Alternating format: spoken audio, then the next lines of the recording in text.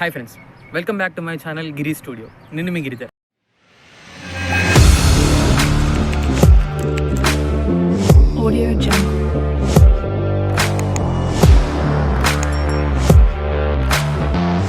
ఎలా ఉన్నారు అందరూ? నేనైతే చాలా బాగున్నాను.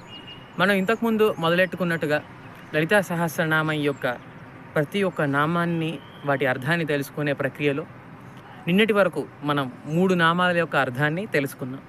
మరి ఒకసారి ఆ నామాల్ని అనుసంధానం చేసుకుందామా?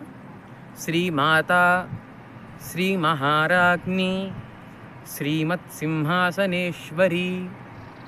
మరి ఒకసారి మీ గురించి చెప్తాను. శ్రీమాత, శ్రీ మహారాజ్ఞి, శ్రీమత్ సింహాసనేశ్వరి. ఈ 3 నామాల యొక్క అర్థాన్ని మనం తెలుసుకునే ప్రయత్నం చేశాం. ఇవాల్టి రోజున ఇంకో 2 నామాల్ని తెలుసుకునే ప్రయత్నం చేద్దామా? మరి మొదలు పెడదాం.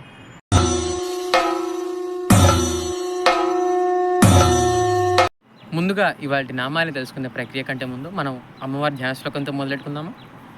సింధూరారుణ విగ్రహాం త్రినేనాహం మాణిక్యమౌలిస్ఫురత్తారా నాయక శేఖరాం స్మితముఖీమాపీనవక్షోరుహాం పాణిభ్యా మణిపూర్ణరత్నశకం రక్తోత్పలం బిభ్రతీం సౌమ్యాం రత్నఘటస్థరక్తచరణాం ధ్యాయేత్ పరాం అంబికాం.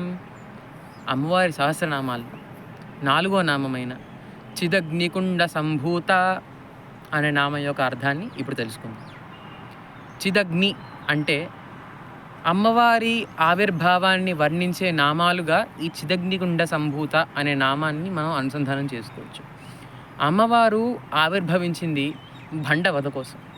ఆ భండాసురుడు బ్రహ్మకు తపస్సు చేసి అనేకమైన వరాలను సంపాదించుకున్న తర్వాత తనని ఈ సృష్టిలో ఉన్న ఏ శక్తి అంతం చేయలేదు అనే గర్వంతో, ఆ మదంతో ఈ విశ్వాన్ని అల్లకల్లోలం చేయసాగాడు భండాసురుడు.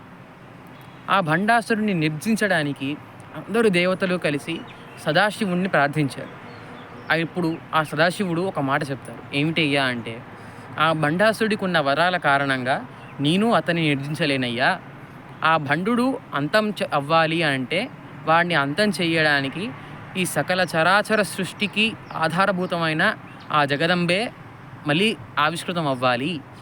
ఆవిడ ఆవిష్కృతం అవ్వాలి అంటే ఆవిడకి తగ్గ హోమాన్ని, ఆవిడకి ఆవాహనం చేసే శక్తి మీకు ఉండాలి అని చెప్పి అంటారు. అప్పుడు దేవతలందరూ కలిసి మన బ్రహ్మాండం నుంచి వేరే ఒక బ్రహ్మాండానికి వెళ్ళి అక్కడ ఒక భవ్యమైన యజ్ఞగుండాన్ని ఏర్పాటు చేసి అక్కడ ఒక హోమాన్ని చేస్తారన్నమాట. వాటిలో హవిస్సులుగా వారి యొక్క శక్తులని, వారి యొక్క అవయవ భాగాలని అందులో ఆహుతులుగా సమర్పిస్తారు. ఎందుకు అంటే సదాశివుడు వారికి ఒక మాట చెప్తారు. మీరందరూ అమృతం తాగారు కాబట్టి మీ యొక్క అవయవ అంగాల్ని వేసినంత మాత్రం చేత మీరు సంహరింపబడదు, మీకు మృత్యు ఉండదు, మీకు మళ్ళీ అవయవ అంగాలు వస్తాయి.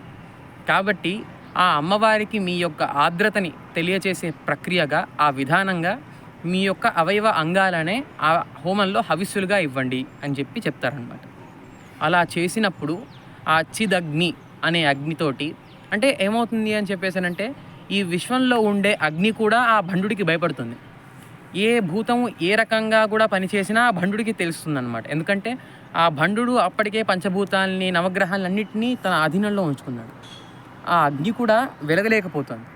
కాబట్టి శివుడు ఏం చేస్తారంటే, బహిరాకాశానికి ఒక రంధ్రం చేసి బహిరాకాశంలో ఉండే వాయువునే ఆ యజ్ఞగుండంలోకి దింపుతారు. ఆ వాయు ప్రభావం చేత భూమి చీర్చుకొని దాని నుంచి ఒక అగ్ని ఉత్పన్నమవుతుంది. దానినే మన పూర్వీకులు చిదగ్ని అనే పేరుతో పిలుస్తారు. ఆ చిదగ్నిలో దేవతల ప్రార్థనను వర్ణించి ఆ జగదంబ నిర్గుణ నిరాకార రూపం నుంచి సాకారంగా శుద్ధ సత్వ స్వరూపంగా లలితా త్రిపుర సుందరీ దేవిగా చతుర్భుజాలతో ప్రకటితమవుతుంది.